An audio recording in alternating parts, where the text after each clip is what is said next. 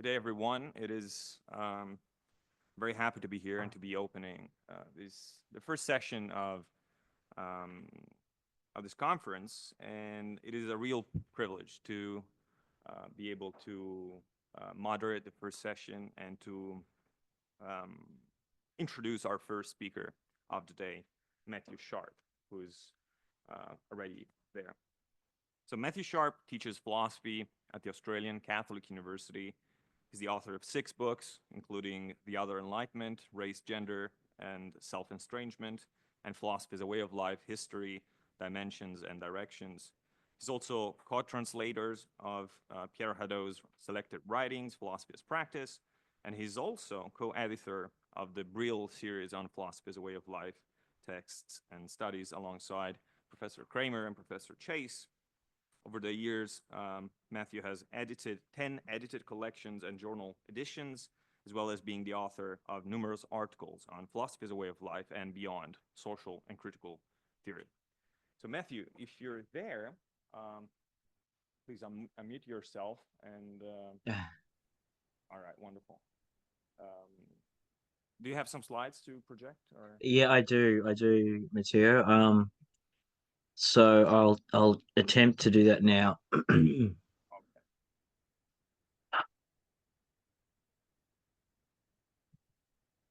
me see.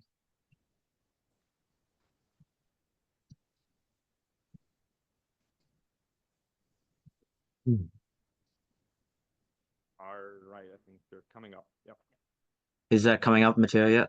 Perfect. I'll just put it onto the slideshow.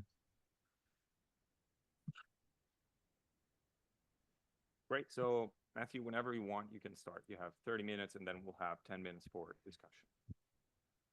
Thank you, Matteo, and thank you to Marta and to Helder for all of their work on this project and for this incredible handbook, which I think is going to be a really landmark moment in this area that we're all interested in. I really wish that I could be there. I have very fond memories of last year, but I also understand that the limits of the possible are in play. I've been asked to present the first, obviously the paper here, but also this would be the first, potentially the first chapter of the handbook on philosophy as a way of life as a distinct metaphilosophy.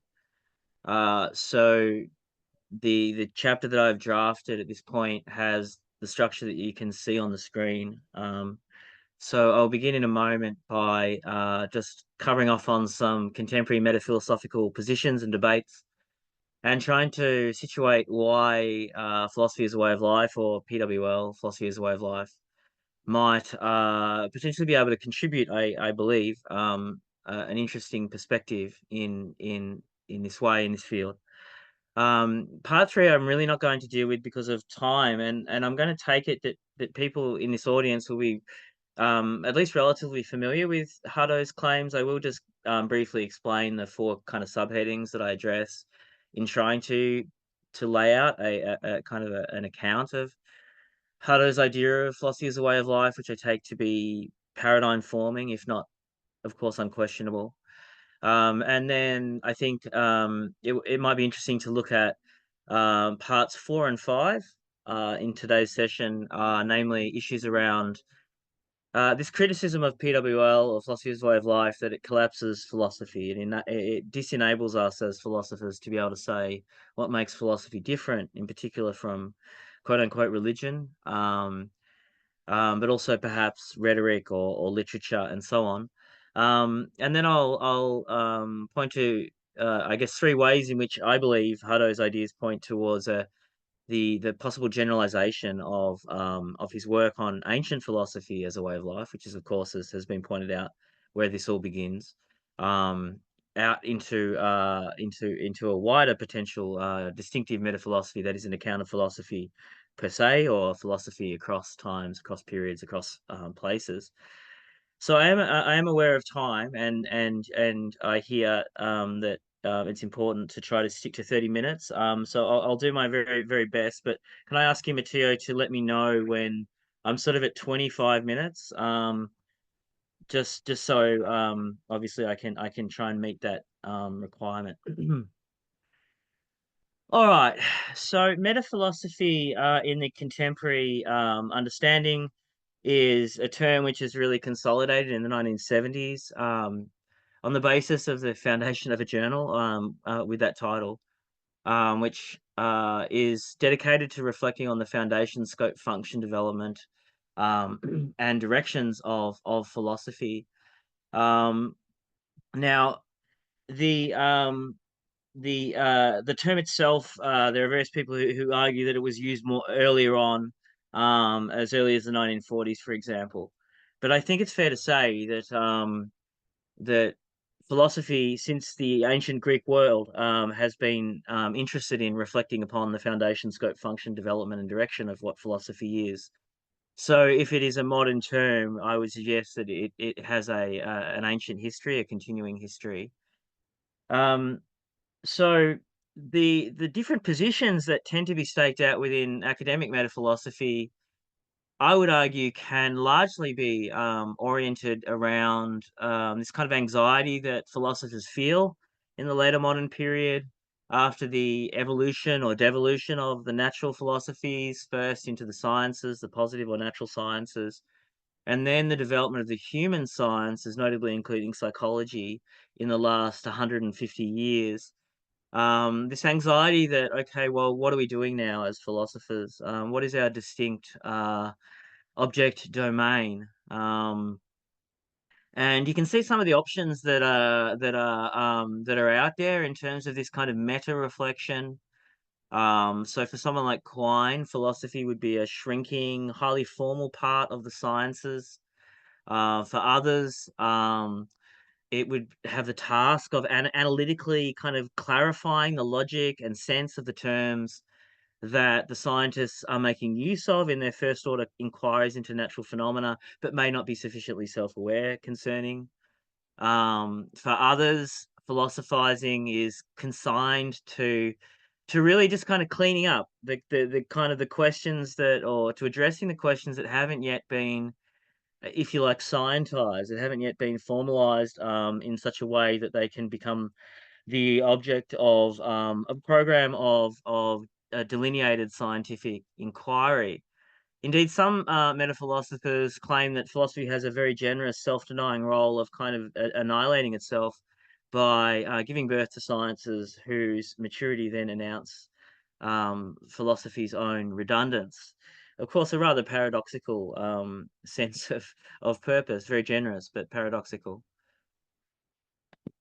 A further debate in the field then is if it's perhaps not a specific object domain that can any longer be delineated. Perhaps it's some kind of a methodology that philosophers might be employing that other intellectuals, other members of the human community might not be employing. And so there have been various attempts to try to argue that philosophy can be identified according to some method or methods, plural. So some analytic philosophers, notably in the 20th century, believe that philosophy would reduce to a form of conceptual analysis in contrast to the positive and natural and social sciences. The problem with this definition, as anyone who's ever attended a continental philosophy conference will know, is that there's no phenomenologist that you'll ever meet or critical theorist who is going to identify their purpose in these terms. And of course, as soon as we look to ethics or to political theory, we're going to find that political philosophers and ethicists are probably not going to be able to find themselves in this idea of just doing kind of conceptual analysis. However, if we therefore, if you like, flip the contemporary divide or the 20th century divide to a kind of a post-Kantian continental understanding of philosophy, symmetrical problems emerge. So if we argue that the task of philosophy after Kant might be to excavate the implicit transcendental conditions for the possibility of different kinds of human experiences, including the sciences, you'll find that many analytic philosophers simply won't if they understand, they won't sympathize with this project, and they certainly won't feel it identifies what they're doing. And of course, normative philosophy, again, I don't think can be readily reduced to a mode of post-Kantian transcendental inquiry. So you can understand why in the encyclopedia of philosophy, you just kind of get this kind of well, metaphilosophy just is whatever is being done as philosophy approach. It's divided into these subheadings: the analytic pioneers, ordinary language philosophy, normative philosophy, analytic metaphysics, naturalism, pragmatism, neo-pragmatism, post-analytic philosophy, continental philosophy, including critical theory.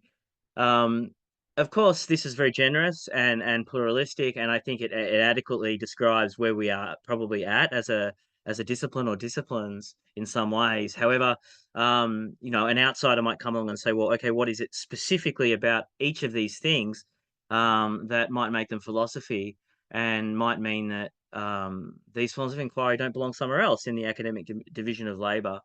Um, and this kind of approach of just kind of describing in an almost taxonomical way um, all of these different perspectives on what philosophy is and how it's done, I don't think really provides a more robust answer to this kind of more normative question about, okay, is there anything distinctly philosophical that might unite these perspectives? It begs that question. A final, I guess, quandary that is present in the philosophical literature is why philosophy departments continue to feel it is essential to teach the history of their own discipline, in contrast again to the sciences, so that continues that contrast. And so it seems as though there are two kind of poles here that people might go to. Some people might say, well, look, we need to read past philosophers as if they were contemporaries. And then this raises the question of, okay, well, if we've had 2,500 years of philosophy since Aristotle, and Aristotle's still a contemporary, what have people been doing for 2,500 years in terms of advancing the field? On the other hand, if we therefore say, well, look, no, when we're doing history of philosophy, what we're simply doing is kind of objectively studying in a kind of historicizing modality, the history of different philosophical positions, schools, and spokespeople. Um, a different kind of question I think arises concerning that approach, which is, okay, well, isn't that a historical rather than a specifically philosophical endeavor? Now, I'm not suggesting that there aren't middle grounds in these kinds of debates. I'm more or less in this context just trying to set out, I think, some of the parameters of these debates, and I'm sure I've probably missed one or more of these parameters, and people can bring that up. All right. So where I think PWL is especially interesting is when we consider what contemporary metaphilosophical debate seems to kind of omit, which is, I guess, the kind of the broadly historical, contingent, institutional rather, conditions of what we're doing as philosophers, namely that we are professionals operating in a particular field, in particular institutions that have particular histories, that legislate for some forms of inquiry, not others, and it seems as though all of the metaphilosophical positions that you'll read about in a very good textbook on this subject by, for example, Overgaard et al., none of them really do this work. And I think that that's quite interesting because if you take the perspective of an outsider looking in, um, and you look at this philosophical field and all of this dispute and uncertainty about apparently very basic terms, you can understand that somebody might be skeptical. Okay, well, if a discipline can't, as it were, know itself and unify itself, then why should we support it? And why, in the context of finite economic, social, political resources, governments operating with finite budgets and so on, why should philosophy continue to be sponsored in that context? I'm sure that many of you who have faced this question, perhaps it's more acute in a country like Australia, um, where one is often asked from the outside, "What on earth are you doing, and why are you doing it?" And I just recently read for course I'm teaching Rousseau's First Discourse again, and there's a quite amusing quote that you can see, which it captures the tone of some of the questions that certainly you can receive when you say you're interested in teaching philosophy, and that's what you do down under, as we say.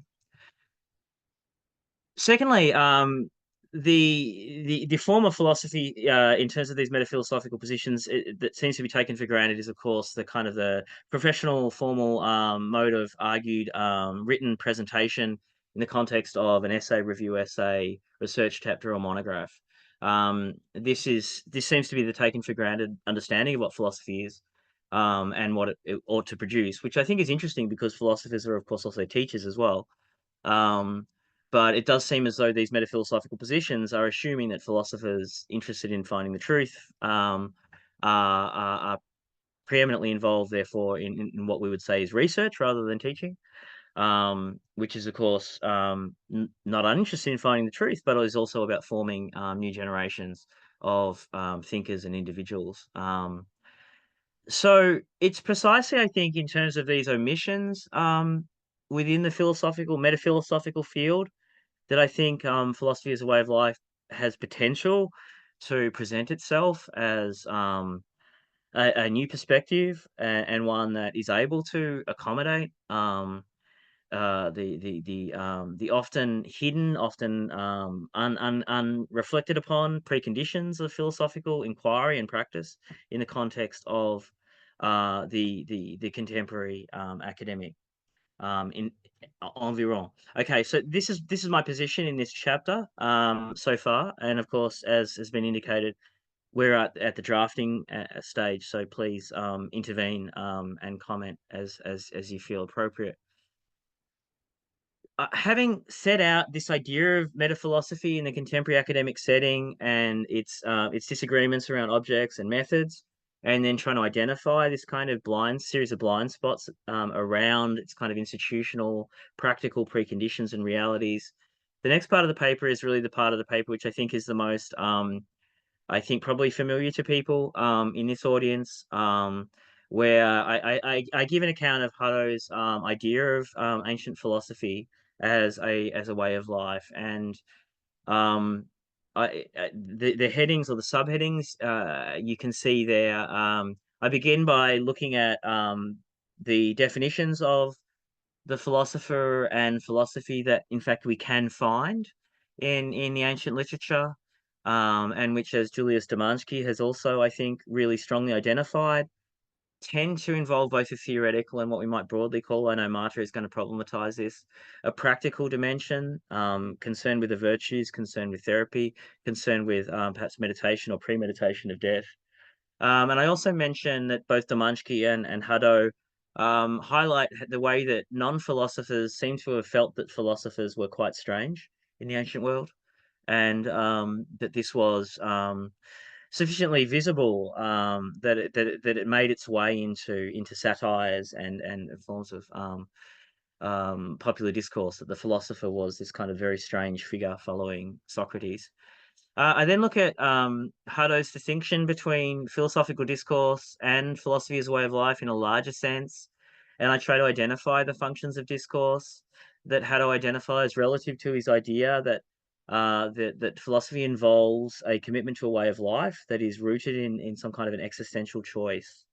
Um, I also mentioned that there are various debates around the way that Haddo has formulated this distinction, and this continues to be a subject of contention among scholars.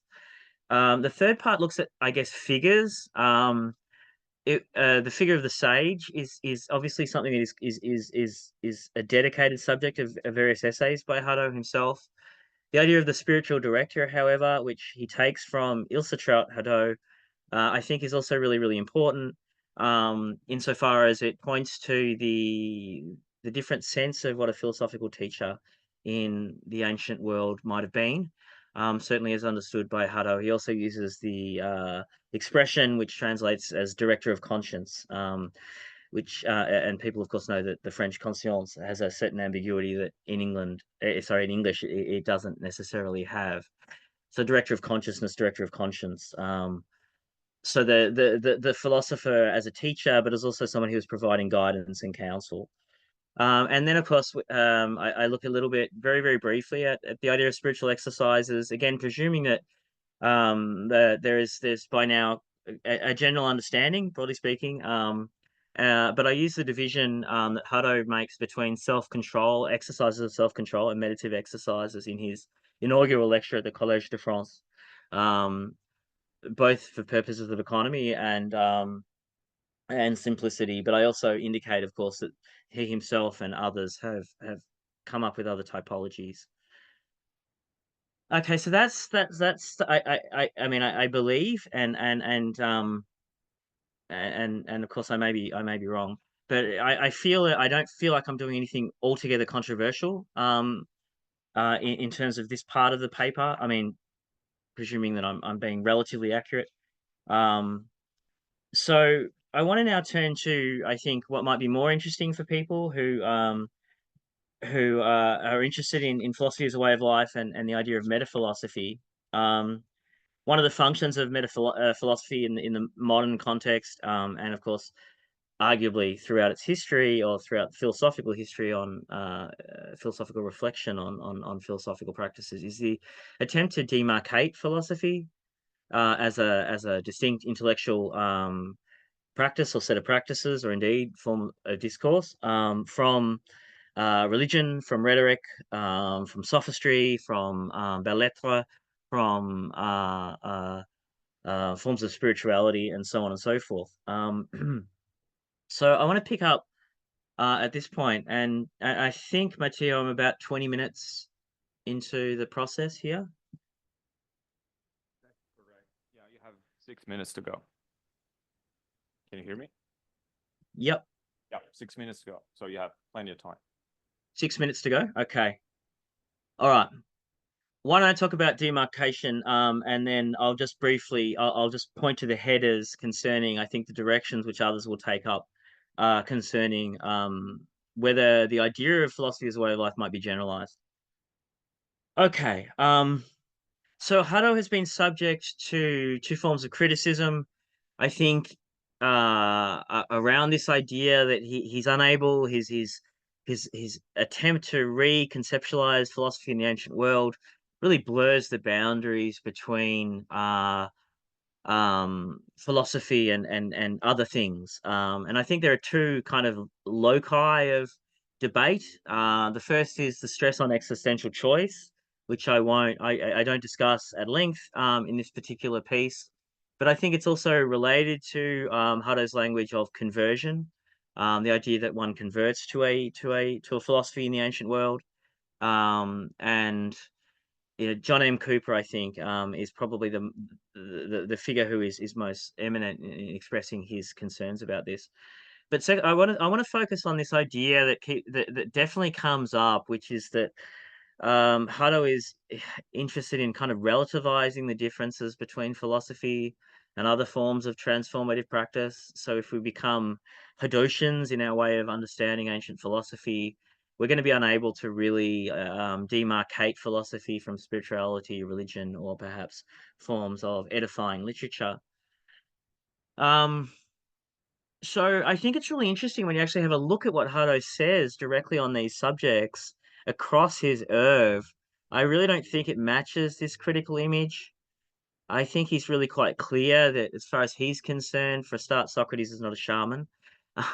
But secondly, that pagan religions at the time of philosophy simply didn't feature any analog to the kinds of exercises that he's identifying within the philosophical tradition, nor do they ask for forms of lasting spiritual transformation.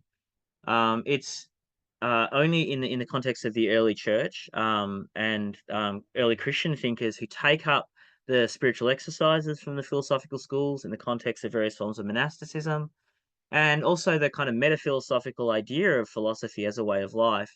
Both the various church fathers, whom he and Demansky cite, and monastic thinkers, just take it for granted that philosophia means a way of life. And then the Christians will say, well, in fact, and I know Matteo has studied this at length, in fact, the pagans are unable, in the absence of revelation, to in fact fully become wise. Um, so Plato, in fact, writes when he does write on this issue, he notes that, and there's nothing in his model of PWL that negates this. That in fact ancient philosophers and Lucretius, Epicurus, Xenophanes conduct what he calls destructive criticisms of pagan religious mythology, or else they conduct what he calls purifying criticisms. They develop forms of philosophical reason theology, as well as undertaking forms of allegoresis, that is, indirect interpretations of mythological discourses, notably in the Stoics and the Neoplatonists. And when he comes to comment on what happens after Plotinus in the Neoplatonic context, which is that there is the introduction of forms of prayer and theurgy into philosophy, he's quite clear that he finds this problematic, and he agrees with Cooper that in fact at this moment there is this contamination, which is a word that he uses, between philosophy and forms of revealed religion, which he doesn't think therefore were there before. So I think to conclude this section, this is how I'm proposing to conclude. I write it's possible therefore to see PWL as a metaphilosophy which certainly challenges narrowly secular conceptions to attempts to define philosophy in opposition to religion, as if the latter did not engage in different forms of reasoned argumentation, and as if the former philosophy was never concerned with ethical or existential transformation. However, and I'm not a history of late 19th century ideas, but it does seem to me that this kind of opposition between philosophy and religion probably is really quite recent. As recently as Kant, Hegel, and even Nietzsche, one finds God talk of different types in Western philosophers, and they don't seem to express the anxiety that this would render their discourses non-philosophical. So PWL, I think, instead opens avenues to more fruitful philosophical engagements with different religious traditions, highlighting how ancient philosophies share comparable aims, wisdom, and serenity, and practices, rather than representing a complete break with the latter. So that's where I've landed in this particular piece, and of course it's a contention, so it's contentious, and I invite critique.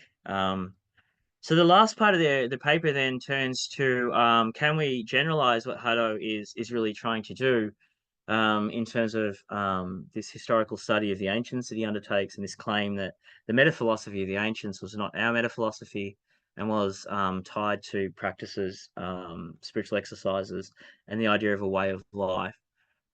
And it seems to me that there might be three ways in which we can propose that Haddo's idea of PWL can be taken beyond its original kind of object domain, which is ancient philosophy from circa 600 BC through to, I guess, 300 or 400 CE.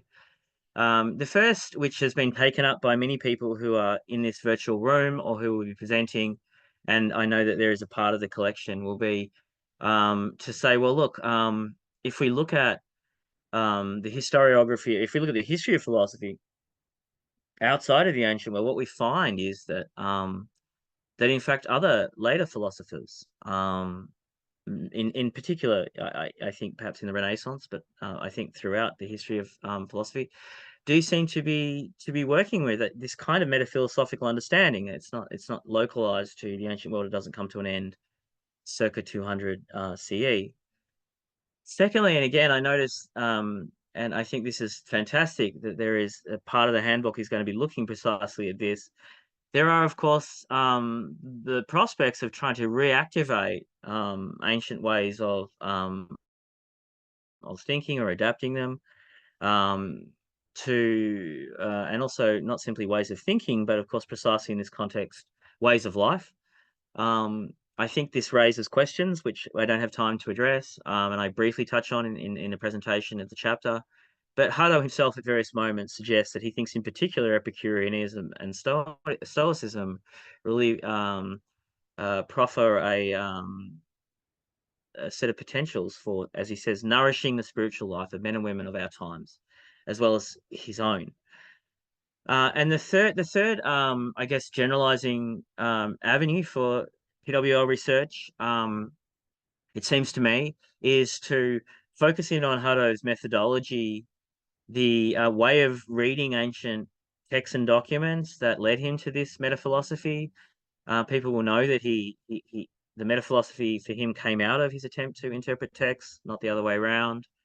And so what if we were to simply abstract that methodology, or if you like, or apply that methodology to looking at all forms of philosophy and not simply the ancients.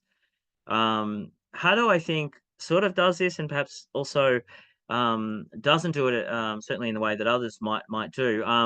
And his position is, of course, that the modern university and the philosophy that's done is no longer philosophy as a way of life.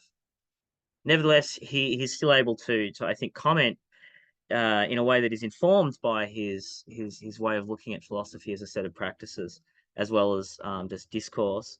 Um, and then you have figures like Ian Hunter, the intellectual historian, who really does try to take Haddo's idea of philosophy as a way of life, and suggests that all forms of philosophy, even when philosophers express no direct metaphilosophical sentiment or view that what they are doing is a way of life, they can nevertheless be looked at and analyzed using methods that are drawn from Pierre Hadot, and also in Hunter's case from people like Skinner and the Cambridge School as well. And I think this is terrifically interesting, and I have various problems with it as well as a philosopher. It does seem to offer a bridge towards the sociology of knowledge, or social epistemology, which I find intrinsically interesting.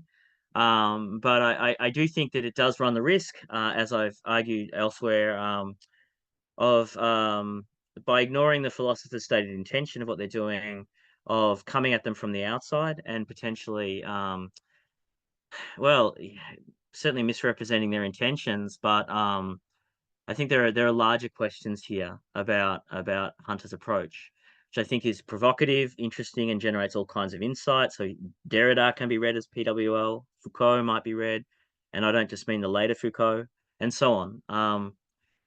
But anyway, I'll finish there. Thank you again to Marta. Thank you again to Helder. Thank you to Matteo.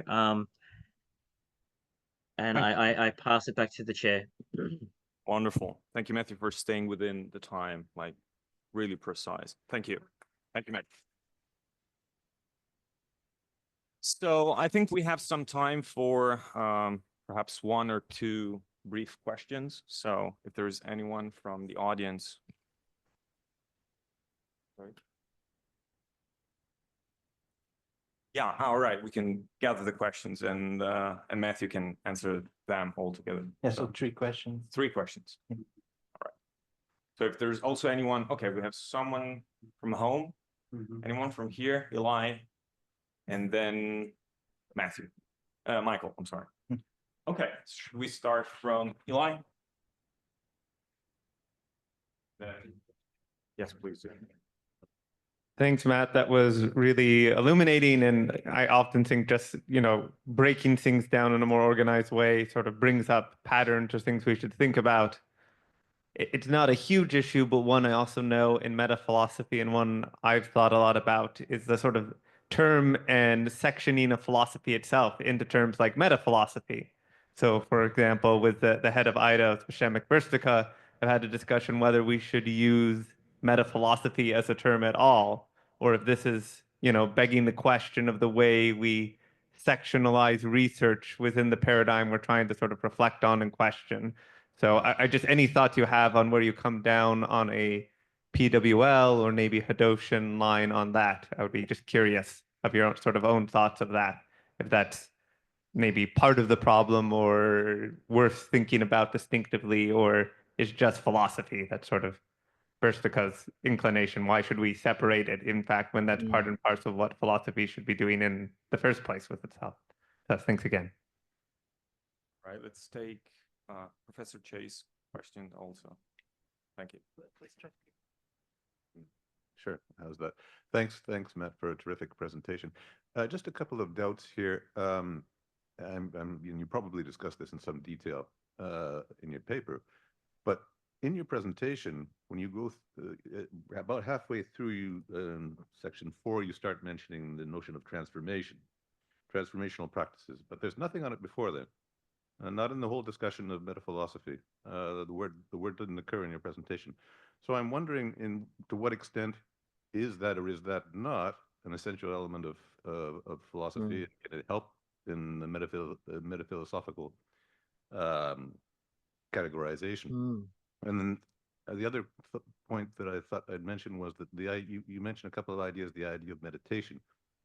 I think we should have to specify exactly what we mean by that term. I think when Hadot's talking about it, he's really thinking about just going over something in one's mind repeatedly, which doesn't have a whole lot to do with what is generally understood as meditation today. So just a little, just a couple of suggestions for clarification of terms, I guess. Right. Thank you. We also have a question from home, Michael, right? Hi, can you hear me? Hi, Michael. Good to see you. Hi, Matt. Nice to see you Many, from the other many side. years, many years. Yes, we're both from Melbourne, so but I'm not there now. Yeah. I'm Yeah. on Hadot's territory in Greece. Oh, wow. There you go. So my question, thank you for a very stimulating paper. And it really made me think a lot about the questions that I've been grappling with, trying to find philosophy as a way of life in the Jewish tradition. One of the problems and things of interest there is that there's a direct connection between the Greco and Greco-Roman tradition that Hadot focuses on, and many interesting Jewish thinkers. And it's pretty easy to say that's an example of philosophy of way of life, or to discuss it in those terms. But then there are other thinkers who don't really have any connection to it. And you're tempted to say, well, those are examples of what Hadot's talking about, and the others are not. And so I'm just wondering, then, if that's the case, it kind of follows that the generic construal, that philosophy of way of life is really tied to the historical tradition that comes out of Greece.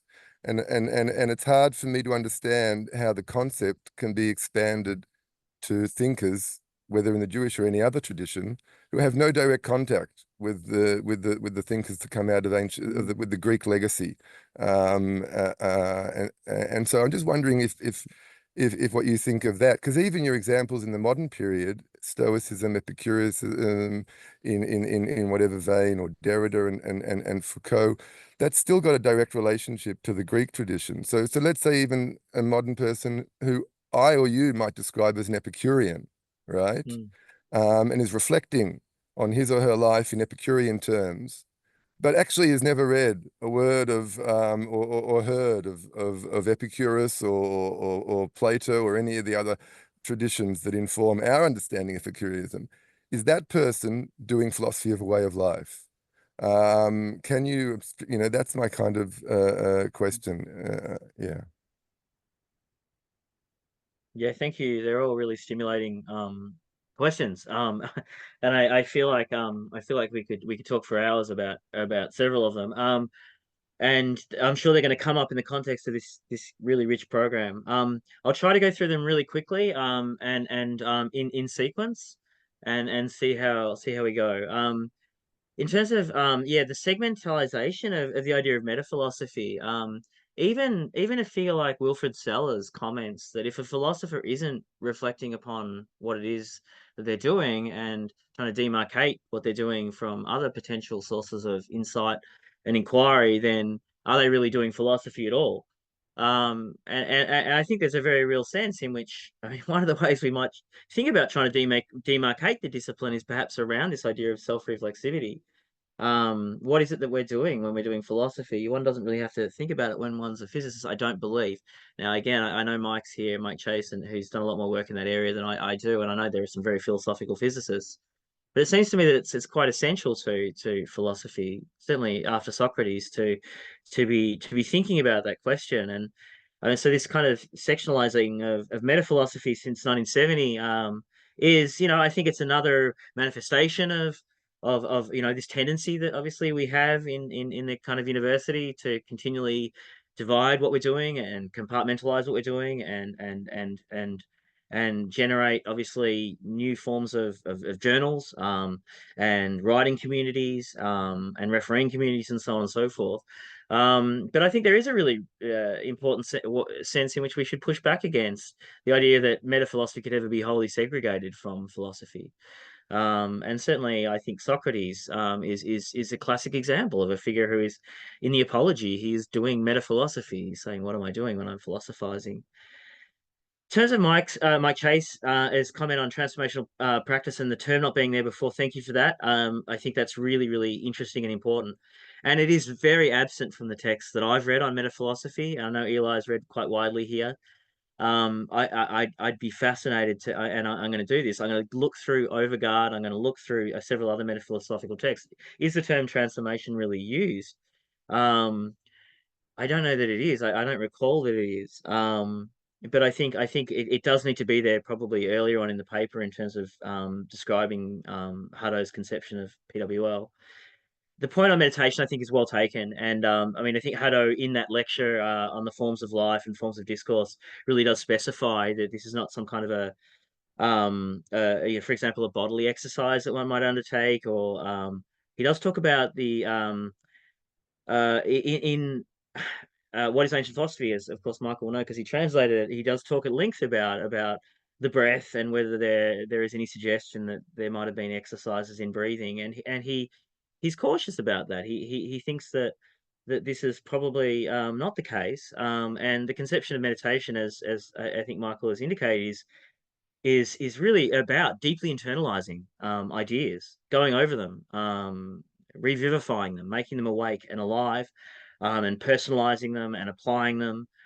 So they're not simply abstract intellectual kind of propositions, but they are ideas that might have bearing on one's actions and comportment.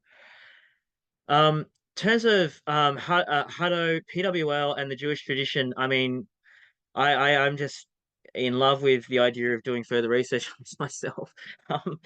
Philo of Alexandria has a very big place in Hutto in the piece on spiritual exercises. I don't know whether anyone's really picked up on that. He has a literally really very, very important place. So I think there's much more research to be done on I'm more that interested in the area. other side. I'm more interested if we can on saying what's not philosophy of religion, philosophy of life. Sorry. Yeah. Well, the question as to whether somebody could be an Epicurean without having had exposure to the Epicurean text, I think there are passages in Hutto, and I think just independently, I think the answer might be yes. I mean, Hutto talks about fundamental attitudes towards existence, which he thinks that Epicureanism and Stoicism might exemplify or do exemplify in the Greek context. But there's no reason, as far as I can see when I read those passages, that in other traditions, other intellectuals, for example, in the Chinese tradition, I think you can find analogs to these approaches. Humans will find their way to these fundamental attitudes. And I think that's certainly open to a perspective influenced by Hutto, and of course we can pursue it independently as well. So my short answer, Michael, is yes. I think to that question, people who don't have access to that particular tradition, the Greco-Roman tradition, can still find their way to these modes of experience and ways of life. Wonderful. Thank you, Matthew.